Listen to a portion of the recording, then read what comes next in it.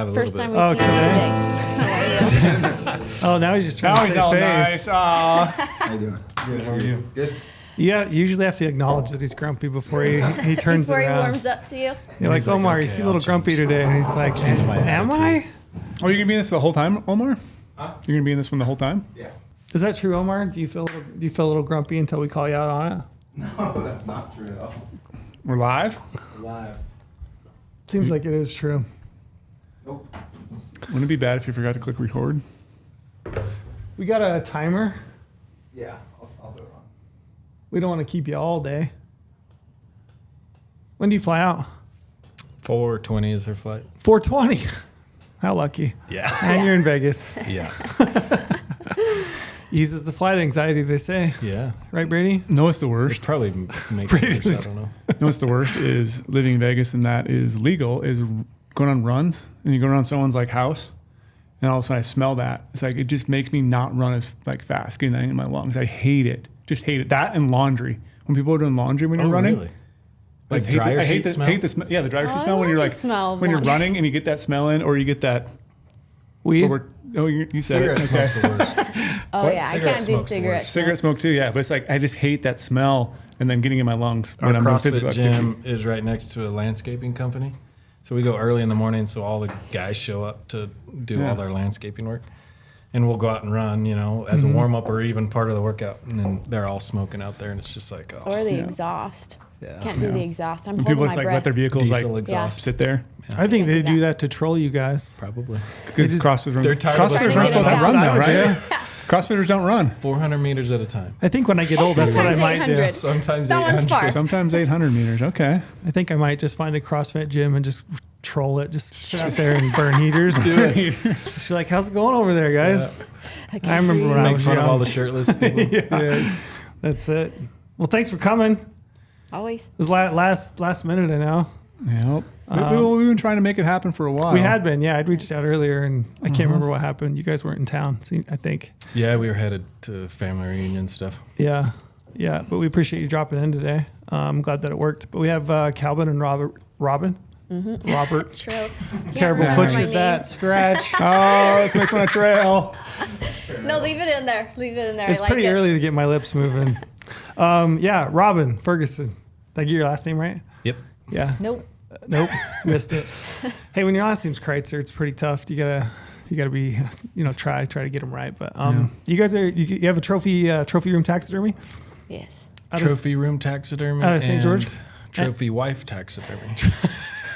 It's a participation trophy. It is. Yes. Gotcha. Everybody So gets one at some point. she wanted an Instagram that she could start, posting her own taxidermy stuff, Gotcha. I And- needed it to be linked to his, Oh. but I enjoy being funny. Play on words. Yes. Sure. I get so, it. Trophy wife it was. What is that? What's the actual name of your business? Is it Trophy Room? Trophy Room Room Taxidermy. Taxidermy. Yeah. All right, that's what I thought. Got it right. Was you guys did this sweet mount? I got my Audad back today, which I still owe you guys for.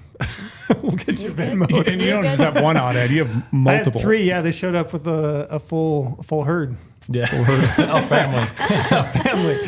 From multiple states too. Yeah, I got 2 ewes. I got one from Texas, one from New Mexico, and then the ram from Texas. So it was fun to finally see him back together. Looks great. He also did yours. Yeah, it was It's on fun to the see wall. this one next to mine again too. So, I know. Yeah, mine's bigger, right? nope.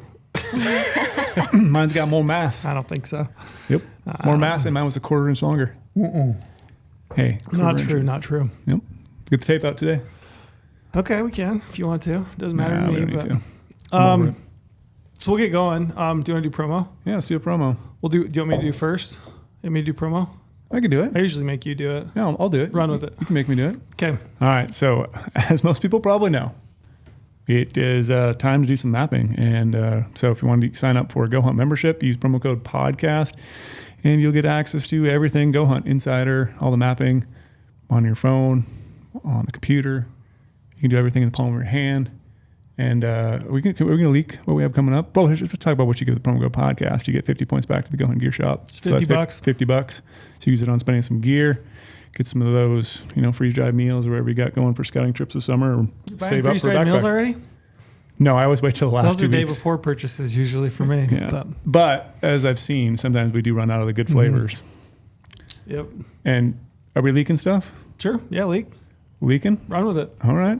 Might not be available by the time this podcast comes out, but very shortly we're going to have unit profiles in the app. So right now we added the research stuff earlier, filtering and point tracker, and now you're going to have the unit profiles as well on filtering. So when you go to unit, you can click on it. You can read all the unit synopsis about that unit, see all the terrain, access, and then you also get access to all the comments on every single unit profile. I was just going to ask that. Yep. So Yeah, and you'll be able to comment as well. So that's really good when you have an over-the-counter hunt. You can hunt the whole state, or general season hunt, or maybe you have a draw tag that has like 3 or 4, 5 units. You can kind of maybe narrow it down, looking at the unit profile, kind of checking out different details about that. Or even like I use it when I have deer hunts. If there's an over-the-counter hunt at the same time, I want to know what the pressure is going to be like in that unit. So like looking at elk hunters and all that stuff. So you can get all that unit profile information on the mobile app. You know what would be cool too? Oh, give us it. A way to like direct message somebody that has made a comment that you're interested in, right? Okay. Oh, yeah. So Well, you're be like, hey. Stay tuned. stay tuned. That's what we'll say to that. Stay tuned. Okay. So that is in the works. Nice. Yeah. A member-to-member communication. Lorenzo wants to interrupt and say something. Yeah. Bring him in. Oh, we're gonna have A special boss guest. in. special guest. Lorenzo. An appearance from Lorenzo. Sartee. Wow. Yeah, he's in meetings today, and we only have 4 mics, so we figured we'd kick him out. Yeah. Yeah, I think you need to buy a few more. And we're back. We're back. We had a fan stop in. That was cool. That was really cool. That's brand new to me. Yeah, she was really excited to meet It us. was cute. Yeah, that's brand new to me. And I love talking to people. Aurora, is that her name? I think that's what they said. I hope I got that right. It was Shout out Yeah. from Casper. Might be over 2 because you said that. Wrong. My I name's nailed. Robert I from nailed. now on. I nailed both of those. Anyway, where are we at? Oh, unit profiles in the app, right? Unit profiles in the app. Yep, very cool. So guys like Brady that are nerds that don't just lay in their bed and scroll Instagram like the rest of us I research hunting. can research hunts now on their phone Yeah. at night instead of doing something productive, Yeah. just like so that's scrolling coming. reels. That's coming very soon. And your little suggestion. I'm not sure when that's coming, but it's also It's a It's good in the idea. works. it's also in the works. I like it. That's one we've been begging for a while. Yeah. So That's great. Yeah. Yeah. 'Cause there's a lot of good conversations on unit profiles, and some people want to take it like to a deeper level, and they'll share like emails. So this is a way like, hey, I want member-to-member communication eventually. So cool. Yep. So use the promo code podcast. Get yourself $50. $50. Sign up. Yep. Still a lot of time. I'm doing research right now. I've been out looking at antelope. So use And we always maps. talk about all these secondary draw opportunities, leftover stuff. Like they're starting to get fewer and fewer, but we still have a lot of ways Yeah. to pick up some tags. Did you guys already got? Yeah, you already been hunting. Yeah. Yeah. How lucky are you? We started in June. You guys, And, do you want to talk about it? Yeah, we Or can are talk you about like Brady? You just don't talk about anything. No, we can talk about it. Brady's a great podcast host. You know, we're like, hey, we got to put all this content out. We got to tell people, keep them engaged, but we don't tell them nothing really. We just want to like, He'll kill an Oryx and not even say the state. yeah, Yeah. you should see the hate I got though from that. No, from like a guy who I didn't say the state, but someone else said state in the comments, and he just tried to roast me that how I was making it hard for him to draw tags because I posted a photo of my Oryx. Because obviously you're gonna know where it's at. Yeah. But I was just like, really, bud? Yeah. And he had all these other pictures, and I'm like, you're doing the same thing. I'm just Hashtag South Africa. maybe I should start doing that and everything. So I wanted to hear that. I wanted to talk about that, but then I wanted to talk about taxidermy and your guys' business and how you got into it. I want to know all the details, All the crazy stories. all the crazy you hear. stuff about taxidermy. Yeah. There's some crazy stories. There's some pretty funny ones. Which one do you want to dive into first? Do you want to do hunt story? Oh, we get a little hunt story. So what did you draw? So I drew a off-range Oryx tag in New Mexico. You manifested drawing it. I did. So That's what we should really talk Brady about drew first. it last year, killed that big bull, and brought it to me. And we did the mount, brought it back. I don't know, a couple months ago. Mm-hmm. I guess it was it was before the New Mexico Before the draw, deadline. yep. So before March or whenever that was. And I told Brady, I said, I'm going to draw this tag finally. It was my 8th year of putting it. Really? Yeah. I didn't do the outfitter pool, never done Yeah, the yeah. outfitter pool. Just the regular. What made you put it in for off range? Because it used to be, I remember, many years ago, everybody was like on range only because you're really not going to kill one if you draw an off range. So one, draw odds are better, Sure. right? It's not once in a lifetime. So we could go hunt it again if, one of us draws a tag again. And my cousin If Robert Drew, draws? Yeah. I need it. Yeah.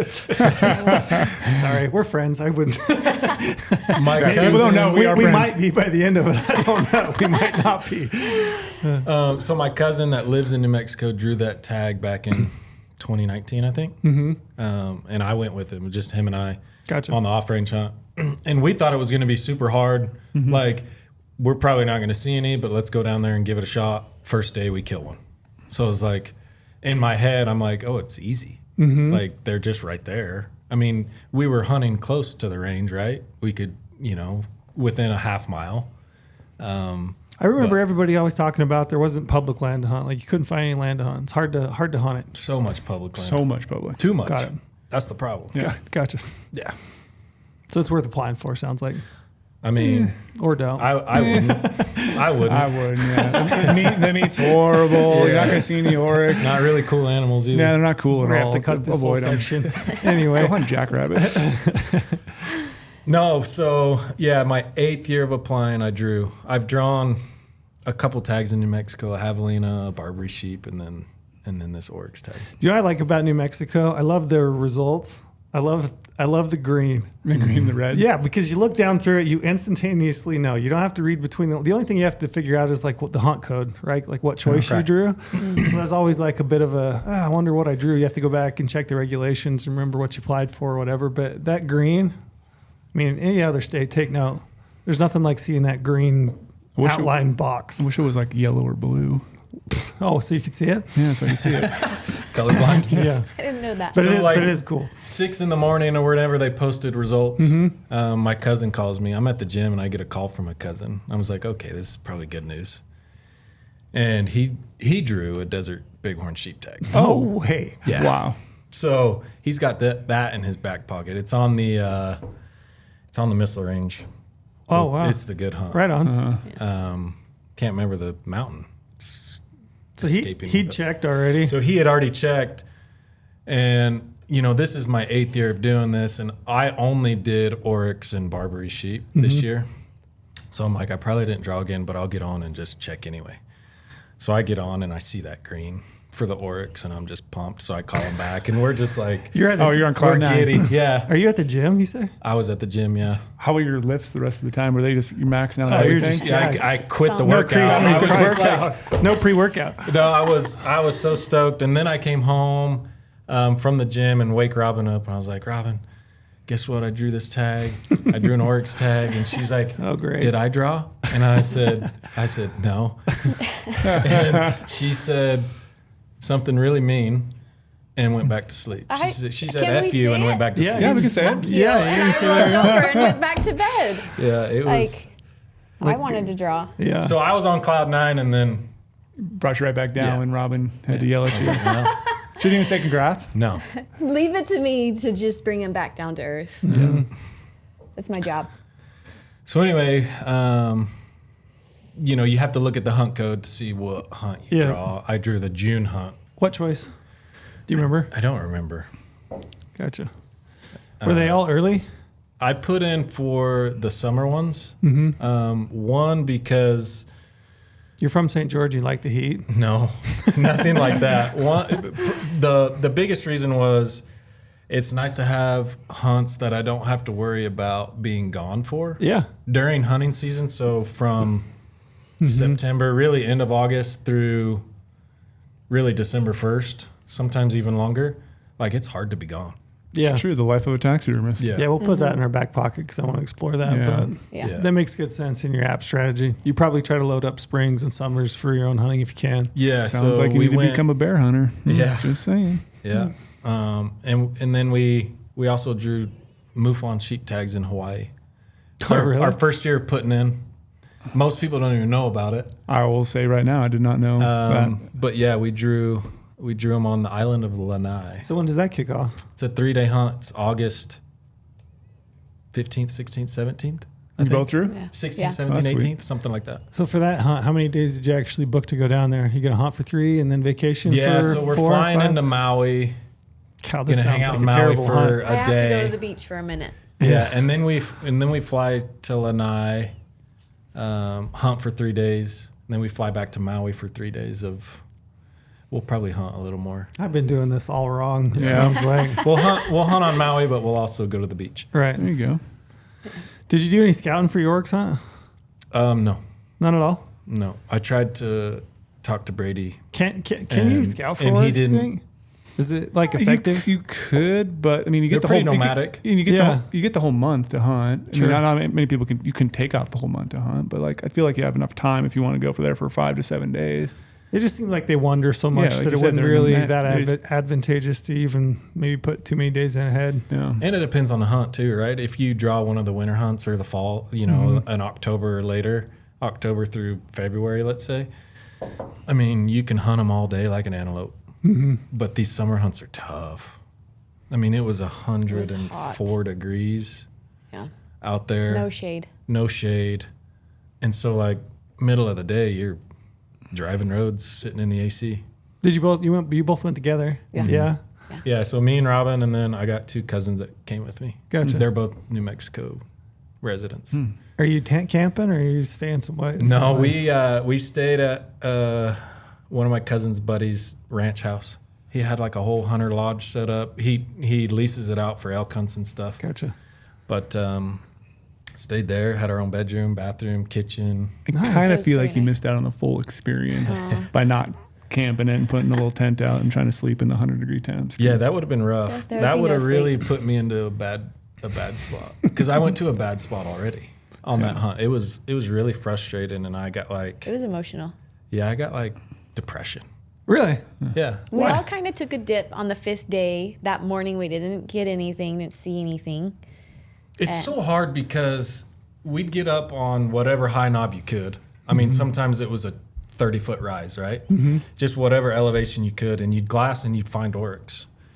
But actually getting to them was a whole different ballgame. It's so flat, it's so open. You got radio communication, right? But like, But the land looks so different Yeah. when you're there versus on the knob. It's so hard to guide somebody in. Did you guys experience? 'Cause I saw this all the time. Is like you see them, you know they're there. Okay, go over there, and they're just gone. Like I was like, Yeah. how do these animals hide in this country, or where do they go? That like, we couldn't see them when we're making our approach. Like we just totally lost sight of them. yeah, it happened twice, maybe 3 several times. times. Yeah. It's like where do these animals go? They're giant. They're like horses. Yeah, so rewinding back to the experience I had on my cousin's hunt where we killed opening day, like, I mean, we didn't even try and we killed one, right? So then I go into it like, oh, we're going to go down there. It's just going to be easy. We're going to find one. We're going to go kill it. So 3-4 days of grinding in 100+ degree heat, trying to figure out what to do. Do we hunt all day? Do we go back to camp, take a nap, and not wear ourselves out? The days are so long. They're so long, and the nights are short, right? I mean, it's light at 5:15. I think was shooting light.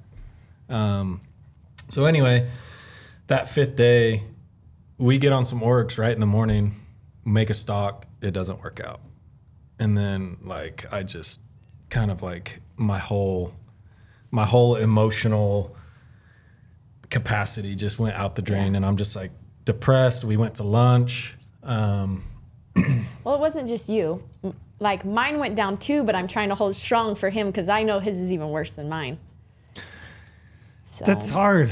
yeah, Like I've been there. I know what you mean exactly. yeah. So we went. It's almost easier to be the helper at that point because Yes. you're like, you That's know, pressure. I like being the helper in that situation. Yeah. I don't like being the hunter in that situation. Yeah. I don't do well. Anyway, we went to lunch at the nearest town, which was 60 miles away, so it was like a drive to get there. And we Sometimes ate that's all lunch. it takes is like some lunch, cold drink, Yeah. Yes. Some AC. Lunch, kick some back, AC. yes, AC. Take a nap. My cousin showed me this motivational. I mean, it's really, really cliche, right? Really? With this Yeah. Jocko video, right? I love listening to Jocko. And it was just like, it was the one where he was like, recalibrate, re-engage, go out on the attack. And I'm just like, what are we doing here? Like, we're 12 hours from home and I'm going to get depressed about having a tough hunt. Yeah. I was like, I got to snap out of it. Right. So that really helped me like reset. Everybody kind of has to have their own thing. Yeah. I've said mine a bunch. Like anytime I get like that on a hunt, I just think, here in 5-10 days, I'm going to be sitting in front of my desk. Yeah. I'm going to be in front of my computer for 10 hours a day. Yep. I'm going to be looking at emails and Slack and all this different stuff. And I would literally rather be anywhere. Right. A lot of the time. I mean, not to say that it just is like office time for me is hard sometimes, So like when hunting gets hard, I'm like, man, it's not going my way, but look where I'm at. Yeah. I only get to be here this many days, of the year. And so I live for that. So that always like does it for me. But I think everybody kind of has their own thing. Yeah, and that's where I was at. I knew that I had the rest of the month, right? And we could have went home and then I could have came back and hunted more, right? But I said, there's no reason to be depressed. There's no reason to be in a bad mood. Let's just go hunt. Let's have fun. So we cranked the music. We were playing all kinds of stuff. We started driving roads and exploring some new country. And then I wanted to be back to the spot where we had seen those Oryx that morning because we saw probably 15 that were off range. And that's not counting the ones that were right there on the range by the fence. Like we were hunting the fence line, right? So I was like, I want to be back there for this evening. We get back there a little late, and I'm just like, I'm worn out from the emotional roller coaster. And I tell Robin, I said, I got to take a 15-minute nap. So we drop my two cousins off to start glassing. Me and Robin drive up the road, find a shade behind a big lava flow pile. It's wild country, huh? Yeah. I mean, there's no trees. So we go find shade. I take a 15-minute nap. She comes back. We drive back down the road to, go sit with my cousins, and we're sitting there for 4 or 5 minutes. I mean, it's not even 6:00 p.m., right? So it's still hot. Heat waves are so bad you can't see really more than, 1,000 yards, maybe 1,500 yards anyway. Well, my cousin said, there's an Oryx right there coming out of those trees right there. There was one group of trees where there was a cattle water that was off range. There's cattle everywhere, right? Yeah. But that Oryx was either in there all day or he had went into that water before we got there and before we saw him. But he was coming out. So he comes out and I look at him. We were 1,200 yards away maybe from him. Look at him with the BTX and I'm like, he's good enough. Like, I know he's broke on one side, but at this point, like, I can tell he's mature. He's good enough. And my cousin's like, I don't know how good he is. And I'm like, I'm going. Yeah. Like, Yeah, you just know. yeah. So Robin said, and this is really mature of her because she really Hard moment for me. she really wants to be by my side when we're going on a stalk, right? Sure. You don't know when you get to do it. But again. she Yeah. said, what's the highest percentage? Like, what gives us the best chances? Me going with you or Logan going with you, my cousin? And I said, Logan. Snap, how'd that feel? I knew the answer, but I knew But you had to ask. I was not going to be the reason he did not get the animal. So Logan's my cousin that built my gun. Right. Okay. He's my optics dealer. You know what I Yeah. mean? Yeah. He's, Sure. Yeah. We've been on a lot of hunts together. He's the one that drew the desert bighorn tag. So anyway, we leave. I'll take B team to Logan any day. Yeah. So we leave Robin and my other cousin on the hill, Were you and pissed? we take off. What? Were you pissed? No, angry more at myself that I wasn't more experienced of a hunter, but I knew it was what needed to happen Yeah. for us to get it done. So So Hard there lesson. was a couple mesquite trees that we were working with that we had to keep in between him and us. The wind was perfect, blowing hard right in our face. So we made up that 1,200 yards pretty quick, and we got to like 375. And we're communicating with Robin and Dylan, and they say he must be in that mesquite tree because You we couldn't can't see him any longer? yeah. He just disappeared. But there's literally 2 trees out there. Mm-hmm. So once we got to within 400 yards, I pulled up my Zulu 6, my 16 power. Oh. Yeah. Oh. Yeah, I'm a big fan. You're a big fan. I like and this. so is everybody else that I hunt with now. when Yeah. I- Okay. Shout Okay. out to- I'm glad you saw the light. Yeah. So I can see him in this mesquite tree, and he's like wedged in it, like trying to get the only shade out there. Yeah. So we get set up on the rifle. I can't lay down. I mean, we're in the flat nothing grass. The grass is too tall. So my cousin has one of those bog pod tripod, clamp deals. So we clamp in at like 375, and the wind's still cranking, and that Oryx is just sitting in the mesquite tree. I said, hey, I think we can get closer. We got 2 more bushes to work with. So I'm sitting here arranging stuff, and I say, if we get to that one, we'll be within 200 yards. Then it's a done deal. Sure. It's a chip shot. As soon as he comes out, Yeah. he's done. So we creep up and we get to where I thought we needed to be, and we range the tree that he's in. We can still see him in there. He's facing away, and he's 175 yards. Perfect. So we. Are you watching, or can you Yeah, not? I'm watching, but it's so trippy because it looks like the Oryx is over here to the left, but he's pointing his gun straight forward. And I'm like, are they looking at a different So it's Oryx the than angles. I am? It's the Yeah, angles, and gotcha. she was so confused. And I'm freaking out. Yeah. Like, they're going to shoot the wrong one. Oh. So we're just waiting for him to get up and start walking out of that tree, and we probably wait there 20 minutes, just set up, ready to roll. And we got these 2 back on the hill and their BTX, and they're getting film, of it all. And finally he steps out, and on the radio, my cousin says, hey, get ready, we're about to shoot. And my other cousin that's filming says he's got to clear that brush, before I can see him. So I let him clear, and he's, he's did? 175 yards. You let him clear? You waited for I did. the Yes. shot? I did. You're better man than I. And he's so close. He has no idea we're there. And he finally clears that one bush that I need him to clear.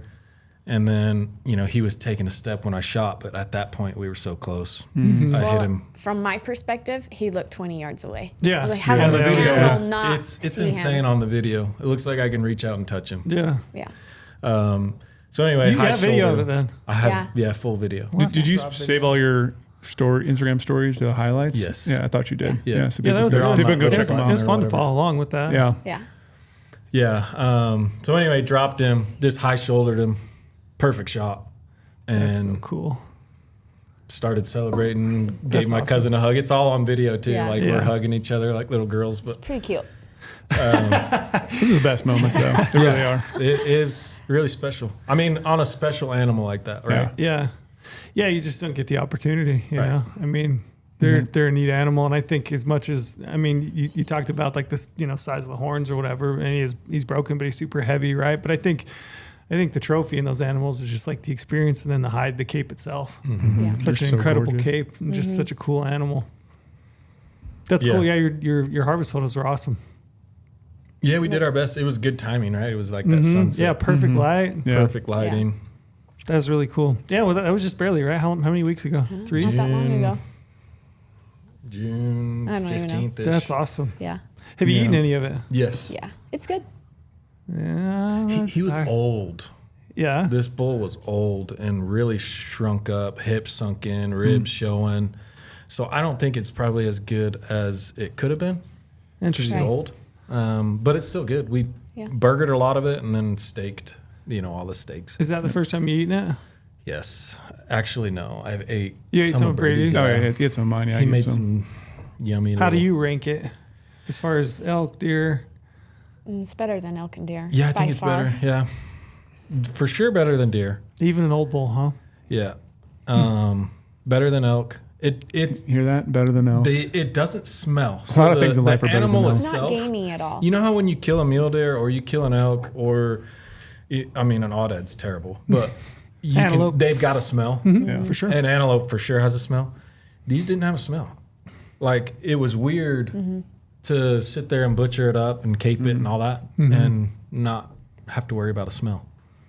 I did like your text that you sent me. Twinsies. Yeah. Like a Yeah. million exclamation points. Because your bull is like an identical twin to Yeah, mine. broke Yeah. on the same Yeah. side. Broke on the same side. spot, heavy, old. Except we did figure out today that yours does have a little more mass and is an inch longer than mine.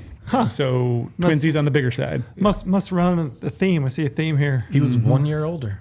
Yeah. Yeah. My And you, like I audio. said, you manifested it, and you shot like almost the exact same twin as mine. Like it's a pretty cool. But it was like on opposite sides of the Yeah, it was. missile range. Yeah. So what are you gonna do with it? You gonna mount it? Gonna Full- mount it.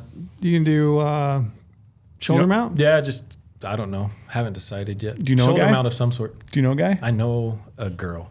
Oh, there you go. I'll do They it can for have you. her mount it. Maybe. That would be cool. There you go. Yeah. How is this where we dive into taxidermy?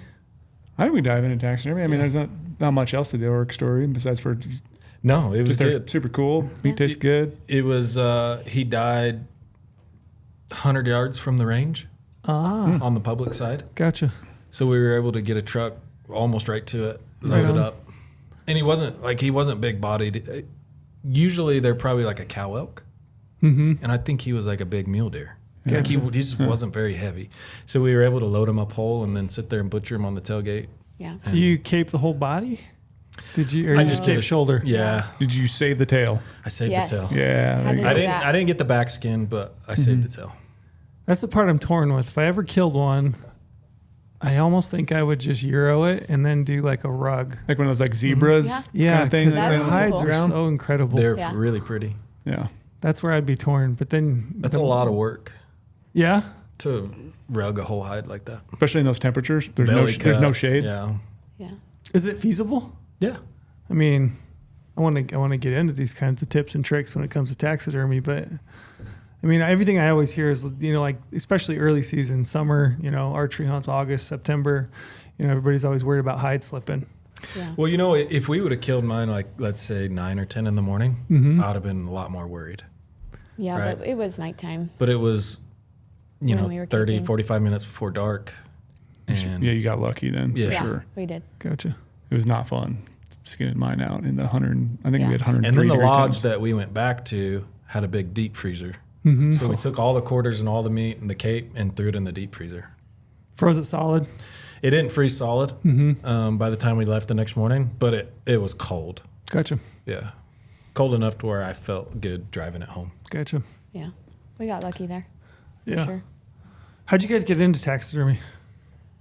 Okay. So And I'm I curious. started with Euros years ago, just doing Euros. Do you have a background in it at all? I mean, did you start No. what were you doing? Why taxidermy? I'm so curious. So People I get was- into taxidermy. I'm like, why taxidermy? I mean, I kind of get it, but Yeah. it seems like such a random thing for somebody to get into. Yeah. So for 10 years, I worked at a college, Yeah. one that you went to, Yeah. in St. George. I went sometimes, Yeah. occasionally, not enough to keep my scholarship, but I did go on occasion. So I mean, we've got a couple kids and More than a couple. like a state employee, salary. How many do you have? We've got 5. Yeah. 5. Yeah. Wow, you guys are busy. Ages Yeah. 15, 13, 6, 4, 2. Holy smokes! So we got the whole spread. Anyway, I started doing European mounts. Just as like a because- side gig. Well, it was a side gig, but I initially started learning it because I was too cheap to pay somebody else to do mine, right? So I was starting to kill these animals, right, and needed to do something with them. So got into that, and then kind of made that a little side hustle for years, and started doing Euro mounts for some of the local taxidermists in St. George, my good friends, and started hanging out in their shop a little bit. Right, seeing what they were doing, and it just piqued my interest. I mean, I've always had a love for animals, right? Like, as we all do, but like just watching the whole process come together was really intriguing to me. I killed a big buck back in 2016, and I took it to Jeff Baird, and he did that mount for me, and then I killed a big coos deer in Arizona in 2019. And I said, hey, if I kind of want to do this myself, will you help me? Like, can I come into your shop and, put this together? And he was like, totally. So me and Robin, that was like our first experience was my coos deer that we put together. And it's still on the wall and it still looks pretty good. Yeah. There's some things like that I'm like picking apart about it. But anyway, got interested that way, started kind of doing a little more taxidermy stuff, ended up quitting my job back in 2020, whenever COVID started. So you're still working and just doing some on the side? Yeah. Just working away at it? Yep. Yeah. The Euro thing was pretty successful. Like I was busy. Yeah. Yeah. I was busy would as I bet. could be. I mean, Nobody I was doing a likes- couple hundred a year. Yeah, nobody likes doing Euros. No, they're so stinky. And he used to do it out of our garage. Yeah. And every once in a while, I'd find a Euro soaking in my kitchen sink. Yeah. Nice. It was rough for a That's little usually while. what I do. Yeah, bathtubs. That's the only time I ever get them done. Soup's is on. Yeah. Yeah. Exactly. when the family's out of town. So I talked to Jeff Baird, and then there's another taxidermist in town, Judson Tolman, and I said, "Hey, is there room for me if I like wanted to do this?" And both of them like were like, "Yes, plenty of room." That's kind of cool. Like they're basically giving Yeah. support for you. in a Well, way. yeah, and I wanted their blessing, right? I Yeah. didn't just want to like. Hey, start- I'm opening a shop. Yeah, Yeah. exactly. So I quit my job and I worked with Jeff for like 5 months. And I said, I don't want to be paid. I don't want any money. I mean, we went to lunch and stuff and he paid for lunch, but I said, I just want to learn. Like, that's what I want to do. So for a while, dude, it was like we didn't have an income. Yeah. And we had, did we have 5 kids or 4 kids back then? Probably 4. I was pregnant. Was I pregnant? Probably. No, I don't know. Where were you at in all this decision making? Were you like, yeah, go for it? Yeah, I was completely supportive. I knew he could do it. I was not scared until one moment. So I used to flip furniture. And there was one moment, like right in the beginning, where he came to me and he was like, I need money. What can I paint? And I was like, So she used to "Oh, buy shit." furniture, Yeah. from DI or off Facebook or whatever, and paint it or fix it, and then Yeah, sell flip it it. for a profit. Yeah. right? So that moment, it was like, oh crap, Oh boy. this is getting real right now. But we did fine. It was, I mean, we didn't do fine. We struggled, Yeah. but luckily she was like fully supportive, and she knew that it was one of those time things where first season might be slow, second season might be a little better. Yeah, it's gonna take time. Yeah, Yeah. you got to build up a clientele, and you got to put a name out there. And between furniture and Euros, we made it work. yeah, we did. Yeah. Euros and furniture. Yep. It was a rough start. That's a kind of a cool story. Man, let that be a lesson. yeah. I mean, let it sink in. It's the American if hustle. you're listening, let it sink in. It was a hustle for sure. These That- two that are would- raising 5 kids on Euros and flipping Yeah. furniture. I've seen a lot of really cheesy, like TV shows. That would have been really good.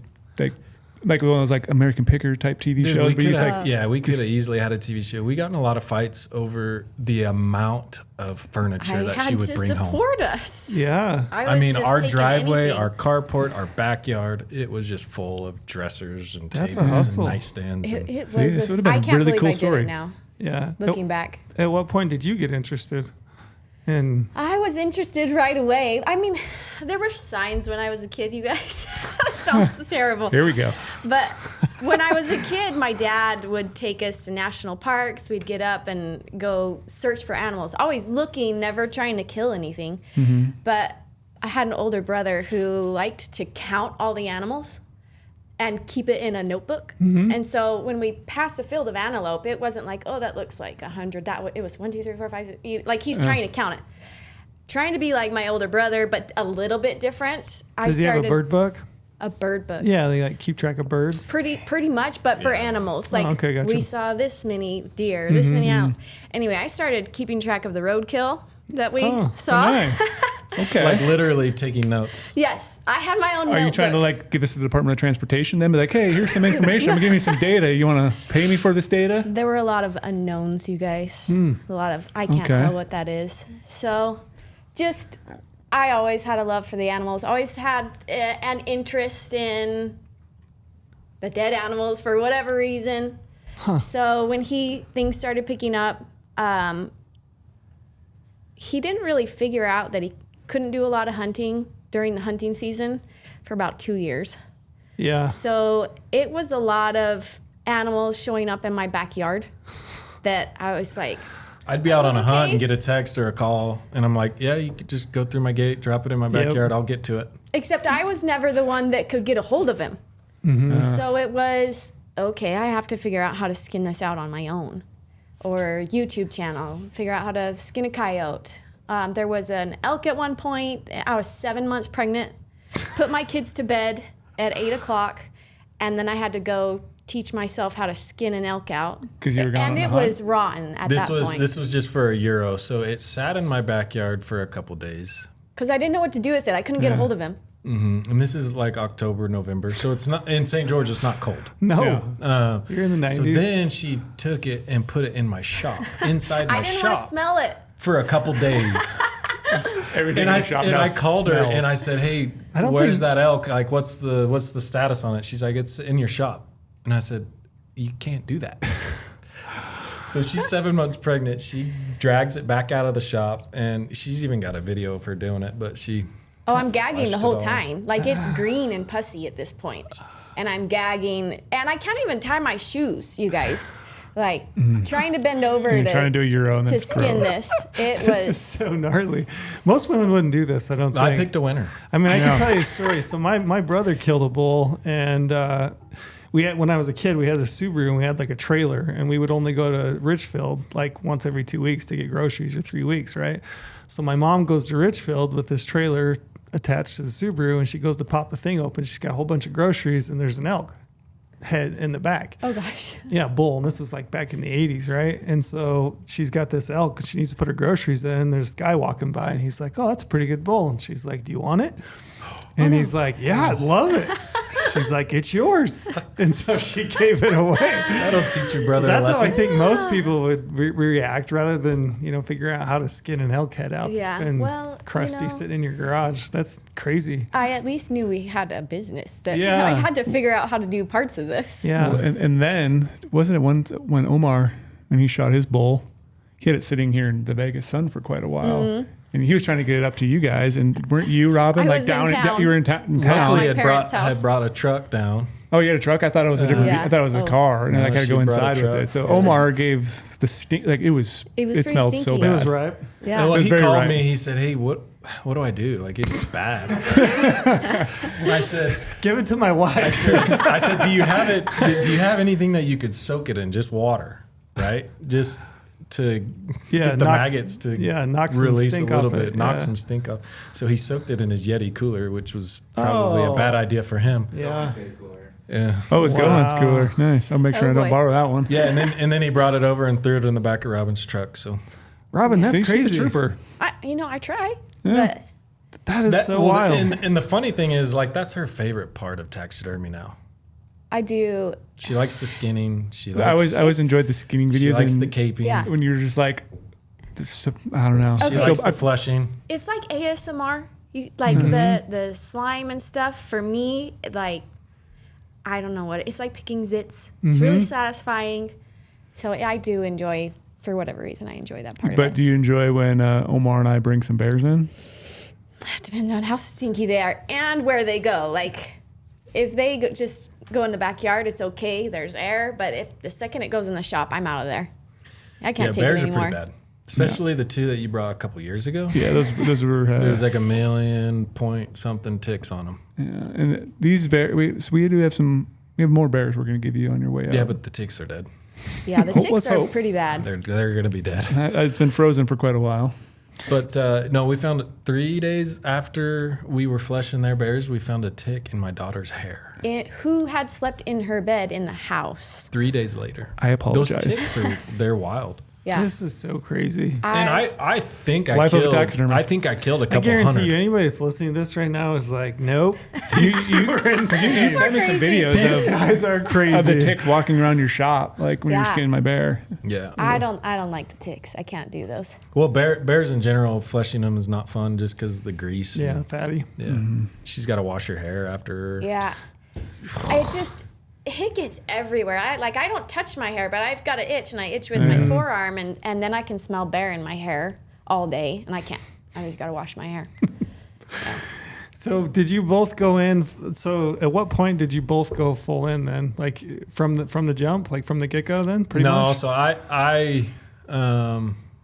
she was still doing furniture first 2 For the years that first I 2 was years. 2 full years. time taxidermy. But I Yeah. was still doing in there. some skinning and stuff. Yeah, Yeah, I was I in there mean- skinning, fleshing, learning During how to in- do all that. Yeah, during the intake season is when I really need a lot of help. Mm-hmm. I mean, now I need a lot of help just all year, but so that's why she's like full time mom and full time in the shop too. Mm-hmm. Yeah. So October is when right after our odd hunt, is when I said, okay, no more furniture. Mm-hmm. We're going to go full-time taxidermy. And full-time meaning I'm going to work until one of the kids needs a grilled cheese sandwich. Sure. You know, or I got to go put a kid to bed or drive somebody here. So as But much she as does. I can. So our system right now, she's doing most of the finish work on stuff. So I just get to mount, you know, get the animals where they need to be, and she mounts animals too. But she does all the pretty stuff. Yeah. I try to get one mount a week, sometimes two in. How many will you do in a year?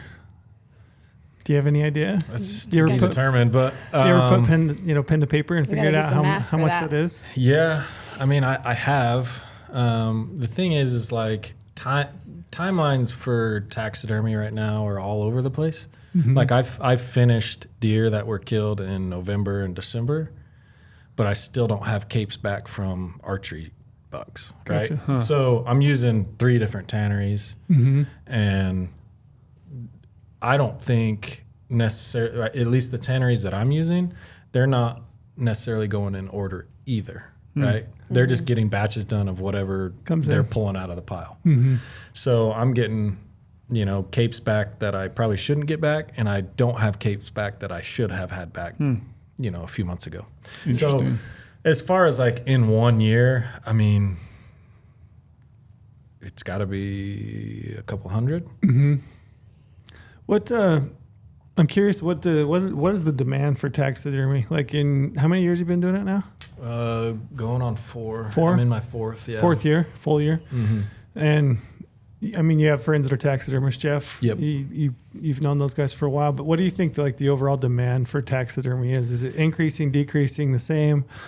I'm curious because to me, like I think back when I was a kid, it seemed like everybody had a mount. You know what I mean? Like I can think back to my childhood, all my neighbors, everybody had like a deer head or an elk head or a couple, you know, here and there. But I just don't know what's the demand? Is it as high or higher? I mean, I think we're as busy as we can be right Really? now in the space that we have. And when it's just the 2 of us, I don't know that we could take on a ton more work.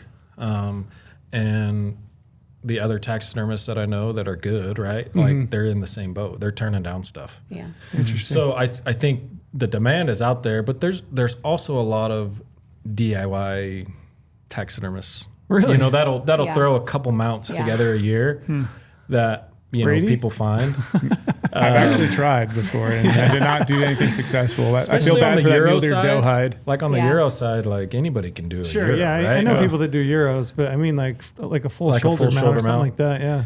Yeah, I mean, I think it's only getting more busy. Did you ever worry that, like, so you said you're working with like 3 tanneries right now?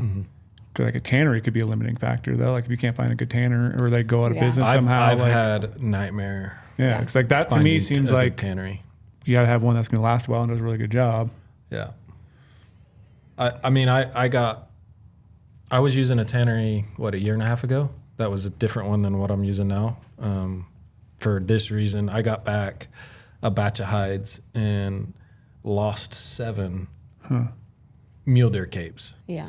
And you're Like, just pulling ripping the hair hair out. out. And it's like, it has never happened to me before, and it hasn't happened since. So obviously, I don't think it's me. I think it was the tannery just not doing their process. But yeah, like finding a tannery that 1 will do a good job and 2 can promise you some kind of timeline. Yeah. Like we're relying on them just as much as everyone's waiting on me. Is there any taxidermists out there that do the tannery part themselves? Yeah. Is that a possibility, or is that just like a giant operation? Yeah, it's I don't know it's anything a about whole that part. different operation. You have to have more space. I don't know. I don't. It's I not understand the feasible for tanning us. process, but I don't. I've never done it. How many tanneries are around? Do you know? I mean, are they like where? I mean, do you care? Yeah, I've Would got. you I've say? got. Like, where do you happen to ship them to someplace? So some of the hides I ship to Michigan. Okay. It's the Wildlife Gallery. It's probably the Good. best, the most well-known tannery. It's where like all your Africa stuff will typically go if you ship it back. But then I've got a tannery that's in Tokerville, Oh, Laverkin. yeah. just right Just up outside the of road. St. George. Yeah. And then one in Santaquin. No kidding. Those are both pretty local. I think there's 3 in Santaquin. Interesting. At least 2. I had no And idea. then there's a couple in Salt Lake, and most of them are like not big warehouse type operations. Yeah, It's mom and like pop out of- shops. Yeah. It's like us. Small stuff. Gotcha. Yeah, I had no idea. So what's the process? So when somebody brings in a cape to you, an animal to be mounted, do you flesh it? Yes. So you're fleshing it out, salting it? Flush it, turn it, Okay. then salt it. The turning is like where people miss. Like sometimes people are like, "Oh yeah, I salted this for you." And it's like, cool. There's slabs of meat on there, and the lips and ears and everything isn't turned. So Right. really, you made the process harder. But yeah, you turn it. So you got to turn the ears inside out. And I know that sounds weird, but it makes sense if you ever have done it. Basically, turn the lips inside out. And the eyelids. The eyelids. The cartilage on the nose has to be split and turned. And then get all the meat off, right? So when most people bring an animal, they'll bring a cape and the head is attached to it, right? Yeah. That's how most people do it. Not me. Some people will skin the head out themselves, but that creates other issues of people cutting through the eyelids. And Would you Tear rather ducts. somebody bring in a cape to you that they've done themselves or the whole head? It depends if you know what you're doing. Right. I'd rather you bring the cape without the head attached. If they do a good job? Yeah. But most people don't know what they're doing. Right. So I would say bring the whole head in. You prefer do that? it. Just so it's done right. Yeah. Yeah, that way way I when know the we're- back corner of the eye is not cut out. Yeah. Yeah. Or the they can tear mess that up duct. really easily. I guess the question I'm asking is which is easier? Is it easier to cape the animal yourself, you guys cape the animal, or to like try to fix and repair nicks? Easier for me to cave it. Okay. Yeah, for sure. Because when you're trying to mount an animal and there's no tear duct, like you're trying to just pin stuff to try to make it look like it's supposed to, and it's not even there. Yeah. And then they probably like, oh, why does this mount look like this? Like, well, because you messed Right. it up in the Right. field. Like, you can't Yeah. fix. I can't put an eyelid there that wasn't there. Yeah, it wasn't Yeah. there. Yeah. I mean, we can. We make it. We with do epoxy, it. we Yeah. do it quite often, but we're also not magicians. Yeah. What's the biggest mistake you think people make, like in the field? I would say that one, cutting through the eyes, or that tear duct. Yeah, right. You know, Yeah. that weird that deer and elk have. Well, it needs to be dug out, and a lot of times they it's got to just be chop it carved, right off. Yeah. carved out, and they'll just cut straight through it, and then it's like we don't have any skin to tuck there. Yeah. Yeah. Right. So that's probably number one. Number two is it's not necessarily a mistake that causes the mounting process to be different, but people leave a lot of meat on capes, Yeah, guilty. like a lot more than they should. Right. Yeah, because like I'm afraid of cutting through the hide. just Hides cut are it- so durable. Cut it off and That's me. I'm that guy right now. don't pack it out. I'll raise both hands. I'll out myself. Every cape I've ever taken to somebody, I've left way too much meat on the hide. yeah. See, I've had people bring in like full deer, like they loaded it whole, and they bring it to me, and it's nice for me to cape it because I don't have to sit there and flesh it necessarily afterwards. I kind of do it all in one. But sometimes fleshing takes a while to get, chunks of meat off. And sometimes I'm like, we could probably cook this. Oh yeah, Like, carne we could- asada for dinner. Yeah. That much. They're leaving. Yeah. Yep. Because a lot of people leave that like that thin little layer you get. And like That the, thin and the- layer is hard to get off. Yeah, so a lot of people just avoid that. But I like it as a challenge No, this to is try like to remove big all of that. red There's chunks. these big chunks here. Yeah. Oh Yeah. my gosh. Like steak size. Yeah, the guy I learned to cape from, the guy that does it the best, he always has like a small screwdriver, flathead screwdriver, and he'll do the tear ducts with a screwdriver, and he does the same thing around the base of the antlers. He'll never cut, he'll just take that, make a cut to the antler, and then he'll Peel just it start away. prying that out with the flathead Yeah. screwdriver. If that works, Is it that's not- fine. Yeah, what do you what do you do? What do But you that's just recommend? another thing to have in your backpack. Sure, I know, but it comes out so clean. Like Yeah. the bucks I've seen that guy cape, I'm like, man, that looks impressive. Yeah, that's another mistake people make is leaving a lot of hair Around and the skin around the bases. bases of the antlers. And that Like makes it hard. Because we can't put that back. Yeah. Yeah. Yeah, they won't get up underneath the base, like Right, to the right. edge, right? Yeah. They'll just take So, a. I mean, if you do it right and you have a little patience, you can do it all with a knife. Are you using more of a rounded blade or pointed? I use a rounded blade. Yeah, for those replaceable blades. Mm-hmm. Yeah. Dull or super sharp? Super sharp. I like them super sharp. Really? Mm-hmm.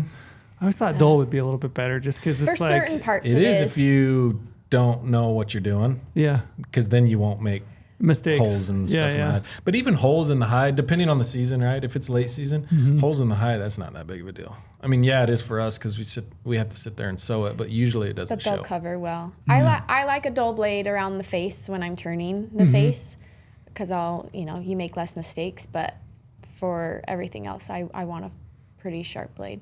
We go through a lot of We blades. do, and we cut ourselves a lot. Yeah, I Really? You bet. got Band-Aids Yeah. sitting everywhere? Oh yeah, yeah. Yeah. Any Hospital really bad trips. things happen? Oh, Yeah. He's been cut. He was skinning out a rotten bear skull and cut himself Oh, and got an infection. And I made a doctor's appointment, which was 2 days away. We really should have gone into the ER, but he got to the point where he was fevering. I was no trichinosis from the bear and getting your bloodstream? Yeah, I don't know if trichinosis goes in that way. I don't know it can either. I'm You just have to eat throwing. One way or another, my finger was like It was so swollen. 4 times the size it should have been. And I was Probably a checking blood him infection. in the middle of the night to make sure he was still breathing. That's how I was scared. We yeah, should the have gone doctor into said the it ER. was like borderline septic. Yeah, So that was a lesson. Gross. now I charge for like rotten stuff. That's Yeah. smart. Omar. Oh my! For the risk. Yeah, I mean there's definitely a bigger risk, and there's a bigger risk to our livelihood, right? If I bring Sure, in something yeah, you that can't stinks work. in my backyard and shop, And Yeah. the neighbors, Our neighbors complain. complain? Yeah, we're in trouble. Do they complain? Your neighbors they ever? have complained. Yes. There has been a Do they complaint. come over and knock on your door? One time? Have you tried to figure Felt out some other terrible. methods then to give them a nice little Christmas gift? Or You guys show up Leave with a nice deer eye charcuterie on a board every now and then. doorstep. I yeah, thought about that before. yeah, not like gonna hey, lie. here's this nice piece of leather I got made for you. Yeah, our next door neighbor runs a daycare, Oh, right. and so like we have a cinder block wall that has like holes in the top layer, and all those kids are peeking over all the time, just looking at what we're doing. What are And you being guys like, What would you Is want? that the one where you guys are on Fascinating, top right? when you're doing that bison? Probably. No, that was the back neighbor. That's the this other way. one? She's Okay. this way. Oh, yeah. Yeah. Yeah. You know what? One of the animals, like a velvet buck, is trippy because the velvet grows straight to the hairline. Like it's. I Yeah, remember it's the hard first. to find. Yeah, it's hard to find. I remember the first time I cut into that, I was like, I don't know if I should be doing this. Yeah. Feels kind of weird. Yeah, in that case, if you can get it to a taxidermist fast, just leave the face on, right? Yeah. But yeah, you're right. That velvet and the actual hide, it's almost seamless. Yep. You know, if it's early season velvet, and so you have to know exactly where to cut. So since we are knocking on the door of some velvet hunts opening up, what are some tips you could give for guys shooting some velvet bucks here coming up in August to preserve it, to then bring it Yeah, to you? let's Like a backcountry hunt. You're going to be out there for 8 days. You kill it on day 3. Omar raised his tan. I got a hunt too, and I'm thinking like, oh man, I'm gonna just show up to Calvin's front door. Sorry, Omar. We're not taking that. Yeah. You can show up. He's just gonna say, "Pay me." Pay me. So, Yeah. So what can guys do to preserve their velvet or make sure Yeah. they get it to you? yeah, without it so being your rotten? worst enemies are heat and moisture, right? And this is specific to hides and velvet antlers, right? Heat and moisture are going to be your worst things. Also, touching the velvet antlers. Everyone wants to take trophy pics and they want to feel every It's inch really of hard to it. do. And then It's all your hard- bu- all your it's hard buddies not wanna to touch it? I actually don't know how to do it. I mean, you try to take a field photo. You're like, how do you even handle this thing without touching it? Yeah, grab by And- the base or Well, and grab every them by time you the touch ear. it too, you can see it. You can see the reaction to the velvet. You can feel it on your hand. It mats down Yeah. and your skin oils get on there and it never is the same. Yeah. Yeah, really. So try not to touch the velvet when you are packing out and you got to strap it to your backpack. Try not to tie anything around the velvet because there's blood in there, right? If you tie a paracord or some kind of strap and you crank it down on that velvet, it's going to permanently indent that, right? To where we may not be able to fluff it back out. Yeah. What about hide slipping? How do you take care of the hide? Yeah. Keeping it cool. I think getting it in the shade the second that you have it skinned, letting it cool off, and then Yeah, don't cape it if you're up in the high country and let's say it's 80 degrees, right, and you cape it out in the sun where you killed it, don't cape it, roll it up, throw it in a game bag, right? Don't do that? No. Okay. Cape it, take it to a nice shade pocket where there's some dark timber, and lay it out, right? Hair down on the ground with the raw side, up. Let it cool, let it air out. It'll get pretty cool, like where it's like cool to the touch and tacky. And then after that, you can roll it up, throw it in a game bag. And What about around the face? So if you, let's say that you're a day out, right, and you kill this buck or this bull, are you going to lose the hide around the face if you don't get that hide off the skull? You can, So depending on. you should be prepared then to cape the animal completely out, right? Yeah. Where's it most likely to slip? When you're rolling it, right in the center, because that's where all the heat and the bacteria is going to be. And then if you throw it in your cooler and you're not letting the water out and it's sitting in water, you're in big trouble at that point. Yeah, so if you throw it in let's say you have it in a game bag and even in a trash bag and throw it in the cooler, if you don't leave your little thing open to drain the melted ice, like it's just going to sit there and get wet, right? So I always just leave that plug undone to where the ice just drains as I'm driving, or the water just drains as I'm driving, but the ice, stays ice until it melts, if that makes sense. How long do you think you have? It depends it depends on how hot it is. Yeah. Like Nevada archery season opens August 10th. Yeah, you got a day, A day. maybe. I mean, we even had a bison come in and they let it sit in the sun for a day, and by the time it got to us, it had maggots. Green. Yeah. Yeah. Really? You've got to keep it cool somehow.